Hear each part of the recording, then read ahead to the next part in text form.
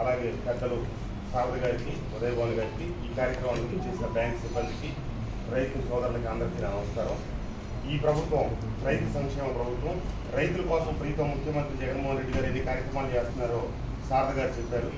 అదే బాటలో ఈ ప్రభుత్వానికి సంబంధించిన వ్యక్తిగా మన వెంకట్రావు గారు కూడా రైతులు ఈరోజు ఆత్మహత్య చేసుకుంటే వాళ్ళకి అండగా మేము ఉన్నాము అని చెప్పి నిలబడి వారందరికీ కొంత సహాయం చేస్తా ఉన్నందుకు ఈ కేడీసీసీ బ్యాంక్ని, వెంకట్రావు గారిని అభినందిస్తూ, తప్పకుండా ఎందుకంటే రైతులకి వెన్నుదన్నుగా అంటే ఎన్నో విజయవంతమైన విప్లవాత్మకమైనటువంటి మార్పులు శ్రీకారం చుట్టిన ఈ కృష్ణా జిల్లా రేపు రాబోయే రోజుల్లో దేశంలోనే మొదటి స్థానానికి వస్తా ఉన్నందుకు గర్వపడుతూ, రాబోయే రోజుల్లో వెంకట్రావు గారు ఆప్కాప్ చైర్మన్గా కూడా వచ్చి కృష్ణా మన ఆంధ్రప్రదేశ్లో అన్ని బ్రాంచ్లను కూడా ఉన్నత స్థితికి తీసుకురావాలని చెప్పి ఆకాంక్షిస్తూ, మరొకసారి మా శాసనసభ్యులుగా మేమందరం కూడా వెంకట్రావు గారికి రైతులు గుర్తుపెట్టుకుని రైతులకు సహాయపడతానందుకు ధన్యవాదాలు తెలియజేస్తాం.